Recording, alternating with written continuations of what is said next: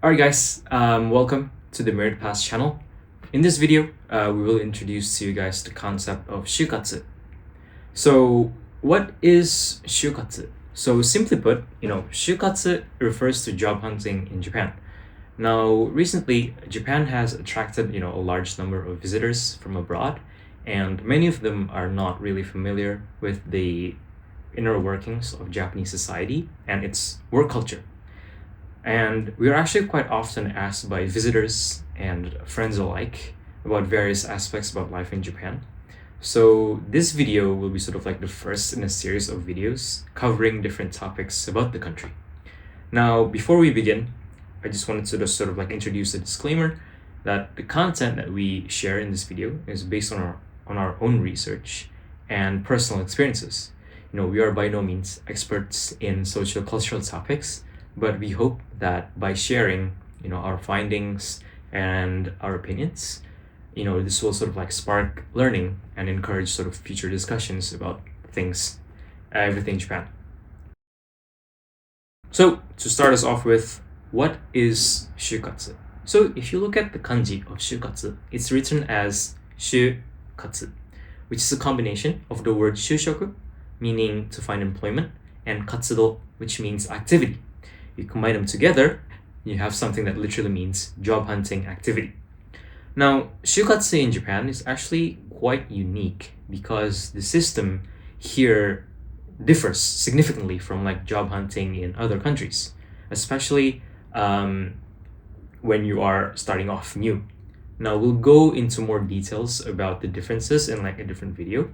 Today, we're going to focus more on Japan. So, in Japan, there are two types of shukatsu that normally they're categorized to. The first one is what we would call shinsotsu saiyo, which translates to new graduate recruitment. The next one is what we call chuto saiyo, which means mid-career recruitment. Now, you may sometimes encounter other categories as well, such as like shogaisha saiyo, which basically means people who are disabled or who need help, or a recent thing is something we call daini shinsotsu. Now, daini shinsotsu translates directly into second new fresh graduates, which basically is a variant of the shinsotsu recruitment, which is the new graduate recruitment. The two that you will most often see are the shinsotsu and chuto saiyo. Now, shinsotsu again refers to fresh graduates, whereas chuto saiyo refers to hiring individuals with work experiences, basically when you're changing jobs, right? So the chuto saiyo process is actually quite similar to your job hunting in overseas, but there are some Japan specific points that you need to be aware of when you're changing jobs here. But today's main video, or the main focus of this video, is on shinsotsu saiyo, the new graduate hiring process, which is quite really special and quite distinct in Japan. So, the process and details, right? As the name suggests, shinsotsu recruitment or new graduate recruitment refers only to fresh graduates, whether it's from universities, vocational schools, or sometimes high schools too. Now, most Japanese companies hire new graduates in like large batches, once a year, with the standard starting time being April. Some companies, however, they offer like additional intakes in October or even other months as well, but this really depends on their staffing needs and the companies in general. So this table right here represents the schedule of a student who is currently going through the job hunting process. We'll go through sort of each step one by one and explain. One very important sort of factor that you need to note is actually your graduation date. For this example, we're going to assume that you will graduate in spring 2027.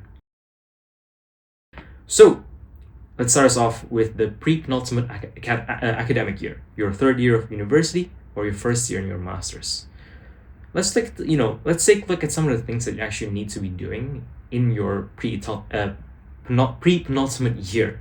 So for example, year 2025, if you're graduating in year 2027. So the first thing to note are internships. Japanese internships are a little bit different from those, internships overseas. Most internships in Japan are actually quite difficult to get because the screening process is quite strict and companies want their prospective interns to eventually join the company. Now, overseas, it's a bit different, or based on my experience, it's a bit different because internships are considered sort of like a source of free labor. So the companies can take as much help as they can without the need of hiring someone long term.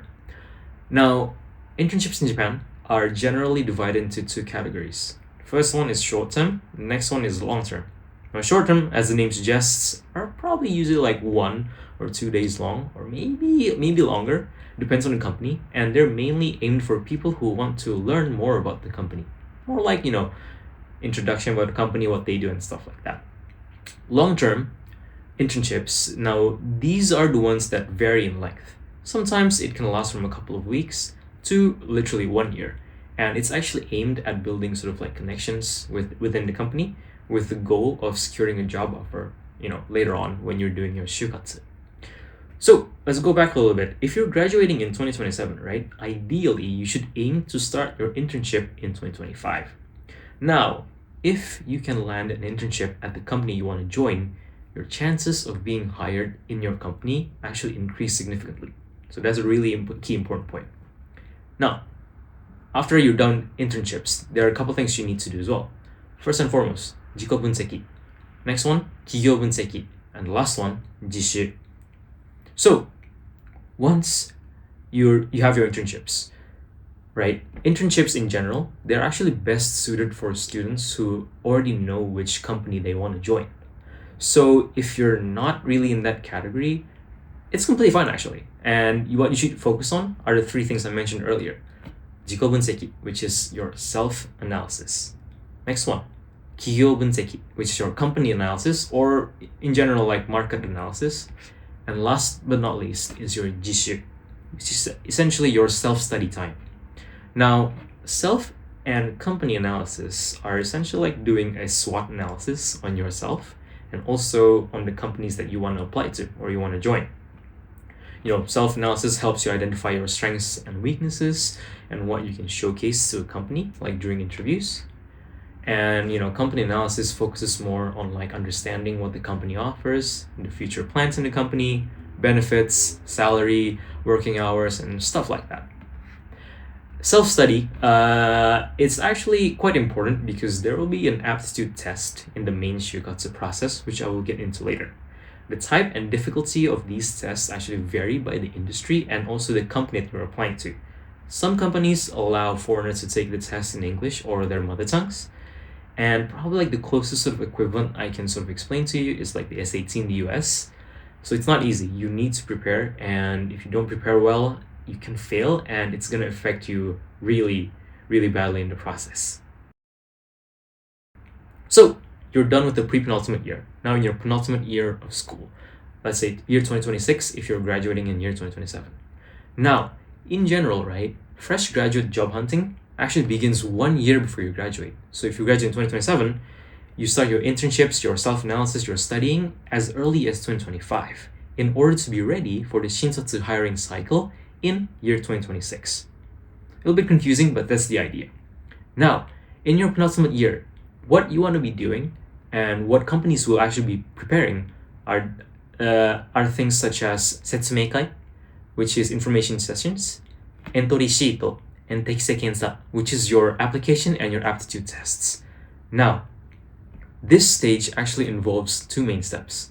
Company information sessions, where basically companies introduce themselves to potential applicants, like what they are about, etc., and your application submissions, which is what we call entori sheet, or just entori, which is actually where you actually officially apply to the company.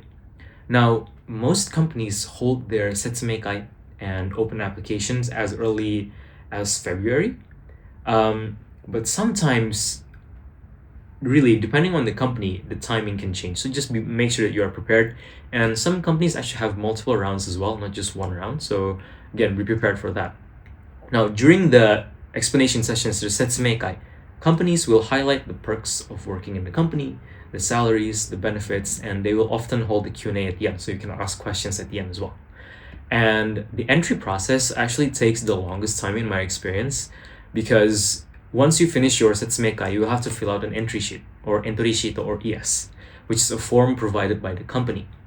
These forms contain like questions that can include asking about your strengths and weaknesses and what did you do during your student time. We call this in Japanese gakuchika. This is quite obvious. This will 100% come out, so you need to be prepared for that. However, there are actually no sort of like fixed patterns or format. So depending on the company, the questions might change, but common patterns do exist. Like gakuchika will 100% come out. Yeah, they will definitely come out. And so think about your ES or your entry sheet as a form of like self-promotion. And sort of like another thing that you need to know is that the length of your ES can change depending on the company and again the industry as well. For example, in my case, one time I had to write like around 20 pages of ES for one company. I won't name it, but different companies have different cases, so just be aware of that. Now, once you pass the ES screening, the content in your ES will actually be used in the interviews. So be prepared to discuss everything that you wrote down. Now, if you don't have like real examples for certain answers, some students decide to like lie about it. But if you do decide to lie about it, right, make sure that you can back it up in interviews and make sure that you know the story well. Another thing is that you can actually attach your extra qualifications, such as test scores. For example, JLPT or your TOEIC, your TOEFL, whatever. It's not mandatory, but it can be a plus, like a way to appeal to your future employees, right? And one of the best ways to approach ES is actually to start doing your jiko bunseki or your self-analysis really early, so that way you know what you're gonna write about yourself. Now, once you submit your ES, the next step is the tekisei kensa or aptitude test. Some companies actually require you to take it immediately after submission or within a certain time frame, while others will sort of want to review your ES first. Now, the tests are actually quite challenging, and as mentioned before, failing them can really cost you a job offer, so preparation is really, really, really key. So, the next part is what we call honsenko, which is the main selection process. Once you pass both the ES and the aptitude tests, you move on to the main selection process, which is the interviews, the main part. This is when things get really serious. You'll be meeting with company representatives who will ask you questions within your mostly based on your ES. And larger companies may also conduct part of the interviews in English. So, it can be easy for some, it can be hard for some. And interviews will most likely have multiple rounds. Now, early rounds are usually with the HR staff or members of your desired departments, whereas later rounds may involve department managers, and final rounds can involve, literally with the CEO of the company, depending on the size of the company.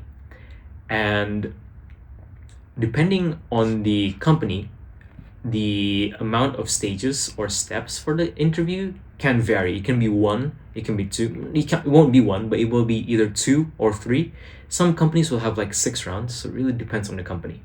Now, interviews in Japan can either be in person or online, and it can also either be one-on-one or a group interview. Now, group interviews are actually quite common for the first round, especially for companies with a large number of applicants. Some companies sort of like will require all interviewees to be in person, meaning that you may need to travel.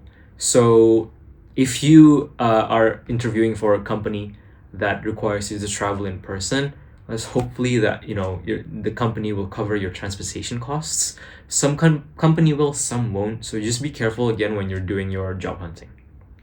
Now, Japanese corporate etiquette is actually quite strict. Even the way you enter or leave an interview room actually matters.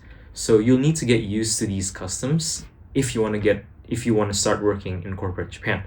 It's not easy, but once you do sort of like a bit of practice, I'm sure you can get the hang of it.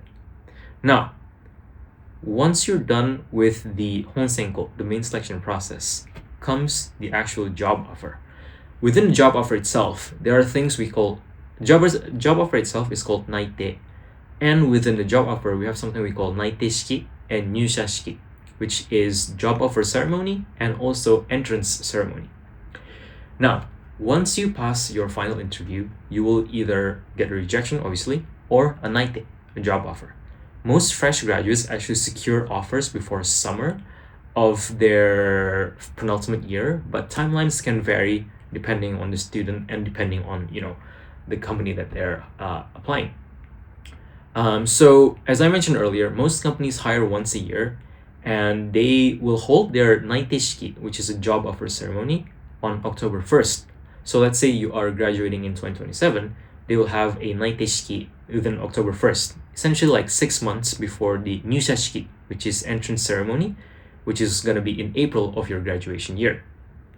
So in October 2026, in our case, you will be formally presented with a job offer in person, often alongside other newcomers, new hires, in like a ceremonial event.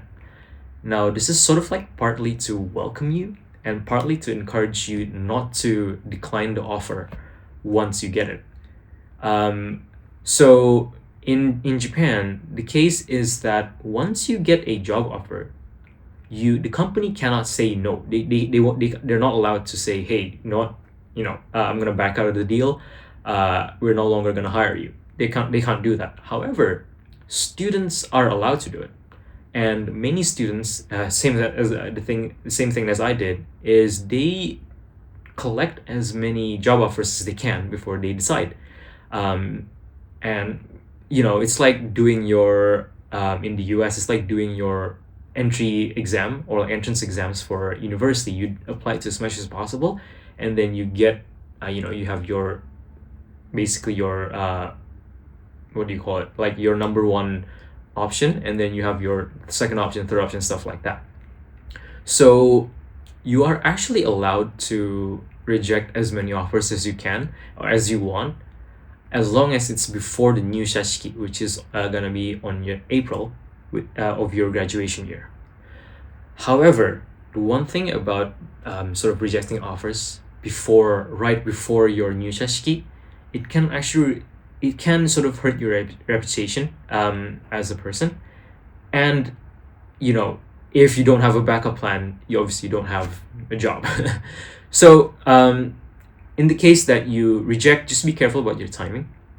But if you do accept your job offer and you're going to join this company, you will actually officially join the company on April 1st, along with other new graduates. Now, this day basically marks the start of your professional career.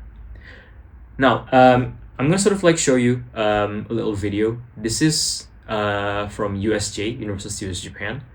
And this was their hiring year last year, no, 2024, and this is sort of like the image of a nyushashiki, or the entrance ceremony. So we've sort of like gone a little bit about the main aspects of job hunting and the main processes essentially. I want to sort of like wrap this video up by talking a little bit about the good, the bad, and the ugly of the whole Japanese job hunting process. Now, just to kick things off, I just want to start with the ugly. First and foremost, it's an extremely long, drawn-out process. Like the whole job hunting process takes place like a year before you enter the company, and even maybe like a year and a half, depending if you want to do internships or not. And it takes a mental toll because you're going to be doing basically the same thing for almost a year, and you're going to be dealing with a lot of rejections.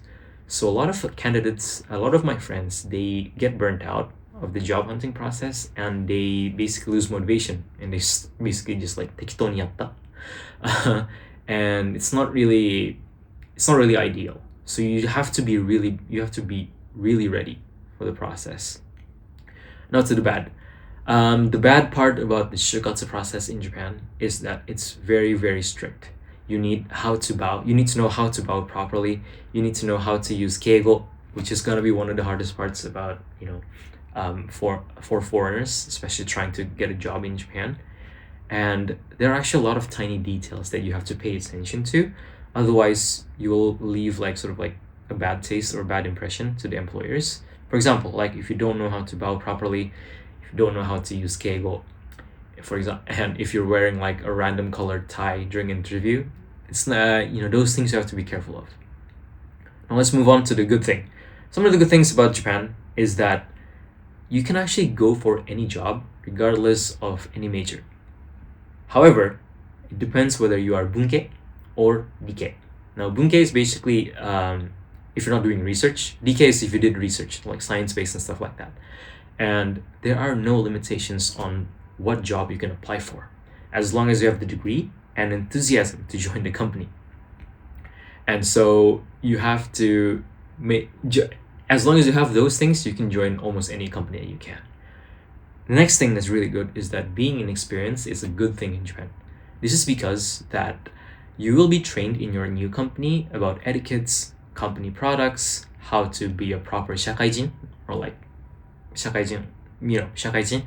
And the more blank your canvas is, the better, because it's like the company can sort of like draw their perfect image of like a shakaijin into you.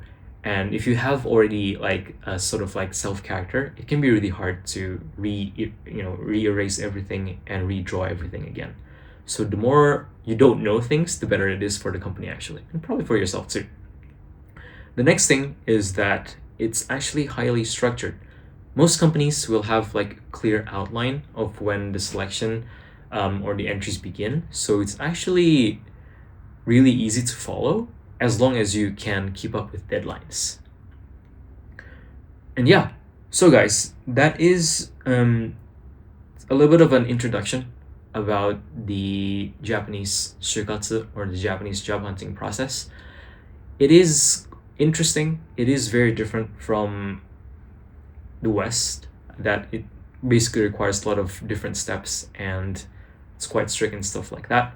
But I hope that this video sort of helps you understand a little bit about the Japanese job hunting process and how it works. And if you are going to job hunt in Japan yourself, make sure that you prepare well. Make sure that preparation is key. As with everything, make sure that you are fine with the tiny little details. And if you are job hunting in Japan, let us know how it goes. And good luck with the job hunting. Hi guys, this is me and Santa Pikachu in the future editing, and I just realized that I forgot to record the outro. So if you enjoyed this video and this type of content, please give it a like and subscribe to the channel. We have a lot more things planned. We have a lot more things planned in the kitchen, not only in the podcast format, but also in the video format. So if you're interested, please look forward to it. この動画はいいなと思ったら、いいねと、チャンネル登録をお願いします。じゃあ、またねー。バイバイ。